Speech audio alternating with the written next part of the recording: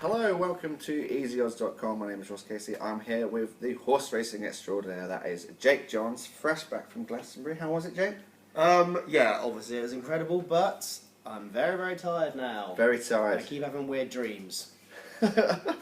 Perhaps that's for our next React video. Yeah. We can react to your nightmares. Oh my god. So obscure. So we're here this week to talk about the Derby at the Curragh this coming Saturday. But before we get into that, Jake, should we talk about Royal Ascot briefly? Yeah, so I had a really good day one. Obviously Ribchester won. That was a bit of a given. Barney Roy beat Churchill. Strange race. Churchill definitely didn't run his race. Barney Roy didn't seem... I think he definitely has improved from his 2,000 guineas run. He still hasn't had that many runs, so he could improve again. I think he's going to step up in trip next time, so I don't know how many times more he'll meet Churchill, which is unfortunate, but, you know, I don't know. 1-1, Churchill definitely bombed out. That was not his true running. But, you know, I'll take it. Back to him at 7-2. Then I had a couple of nice price winners from written tips as well. Didn't do so well in the video tips. Limato was a little bit unlucky. Harry Angel ran an absolute stormer, but Caravaggio was just too good in the Commonwealth Cup. Caravaggio is an absolute monster. Looked a bit outpaced. Might even be better. Could even step up. I mean, he could be all right at 7 furlongs, to be honest. But he'll probably be kept to 6 furlongs. I know they've been talking about that Everest race for all the money. They could go over there for that. But even the July Cup, but I think Caravaggio is, you know, he was clearly the best horse in that race. But Blue Point and Harry Angel are top Group 1 horses, and that was just probably the best race of the meeting. The Ascot Gold Cup was an absolute storm. I had to watch all these races one after the other because I missed every single one because I was at Glastonbury, so I had to watch every single one after the other. The Ascot Gold Cup was an absolute beast. Big Orange just holding on under a fantastic ride from James Doyle. Ryan Moore probably gave... As tipped by your understudy, Stuart Gaitland. Lovely. At 8-1. Lovely, didn't know that, but that was a very good tip. And, what was I saying? Yeah, Big Orange, really good ride from James Doyle, not so good from Ryan Moore. He made up for it with loads of other good rides throughout the week. But yeah, that was a awesome race, very, very close. But yeah, so it's the Irish Derby on Saturday at the Curragh. Okay, so before we even go into that, we'll just briefly tell you about our sponsors of this video. That's our friends at Bookie, who have an app out now, which is a swipe betting sort of app. So if you're used to swiping, for you fans of Tinder, I'm sure there's some of you out there, then why not swipe through girls? No way, let's swipe through betting slips instead. Yeah. It's pretty fun, and it means that you don't have to populate your own bets as well, so you can swipe through yes, no, yes, no, yes, no, and they've got a whole host of sports, including, of course, horse racing, so they'll have the Derby available on Saturday. So if you want to open up an account with them, you can bet £20 and get £20 free off them as well. So that's an exclusive offer with Easy Odds. So let's get into the Curragh and let's tackle the Irish Derby. Right, so yes, the Irish Derby comes very, very close after Royal Ascot, which can't be easy, but it's attracted a stellar lineup. It's got the winner of the Epsom Derby, the third from the Epsom Derby, and the second in the Prix de Jockey Club, which is the French Derby. Unbelievably tricky race. This is such a hard race to get your head around. It's an absolute minefield. There are a lot of horses that could do well. Everything seems to be nothing seems to be kind of stand out. This is definitely going to win, which usually there is in a race like this. And it's been hard for me to kind of get my head around it, especially with little to no sleep from Glastonbury.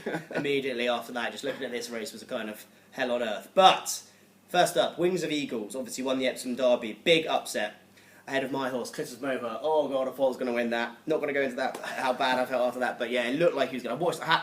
Oh God, also watching that race over and over again is absolutely horrific. That might be triggering those nightmares. Yeah, it's actually that's what it is. I think that's what's triggering the nightmares. It's horrific having to watch that race again. But yeah, anyway, Wings of Eagles. He actually won pretty comfortably in the end. Didn't really. It's just won by, I can't remember how much the exact distance was, but it was pretty comfortable in the end. Supremely cool ride from absolutely miles back, made up an enormous amount of ground. However, there was a ridiculously fast pace set by Douglas MacArthur. Basically, completely set up the race for those at the back of the field. Douglas MacArthur is likely to reoppose today, and if he sets up the race again the same way as he did in the Derby, so if he just goes off like an absolute lunatic, sets up the race for horses at the back, Wings of Eagles is definitely the most likely winner because that's his style of running. But the fact that Douglas MacArthur ran so well after setting that ridiculous pace, he somehow managed to stay on. I think he finished 7th in the end, and he was still staying. He was there. He was bang there, a furlong out, bang there, a couple of furlongs out, and he ran a really, really good race considering how ridiculously fast he went. That crazy gallop.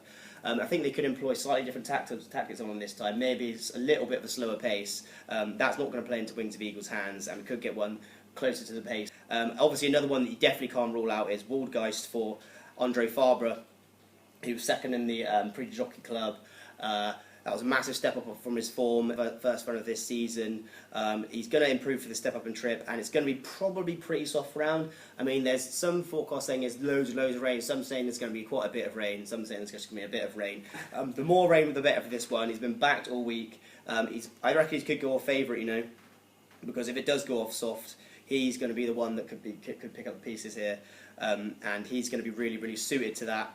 The ground's good at the moment, and it's not guaranteed to be soft, completely heavy, a bog. I think it could be soft, but not crazy soft, hopefully, because the one I like is the third from the Epsom Derby, Cracksman for John Gosden. I just think the Epsom Derby form is slightly superior to that French Derby form when you look through the form lines anyway.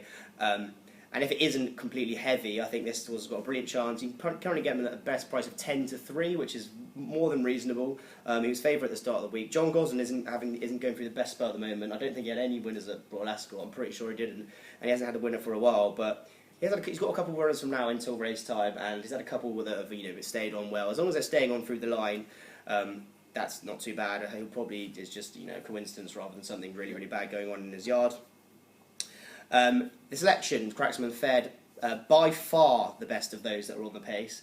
And I'm not sure how suited the Zone of Frankel is actually to Epsom, even though he won a trial there, a really good trial as well, at the start of the season. I still think a track like this will be more suited to him than with the mental track at Epsom.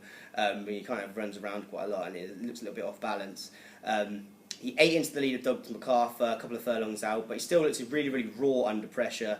In the final furlong, Cliffs of Moher and Wings of Eagles kind of swooped past. It looks like they were just going to eat him up, swallow him up, and win by lengths. But Cracksman actually battled back really, really well. Would not go down, just to go down by 3/4 of a length to Cliffs of Moher and a length to Wings of Eagles, in a race that couldn't have suited those two horses anymore, and in a race that definitely would not have suited Cracksman.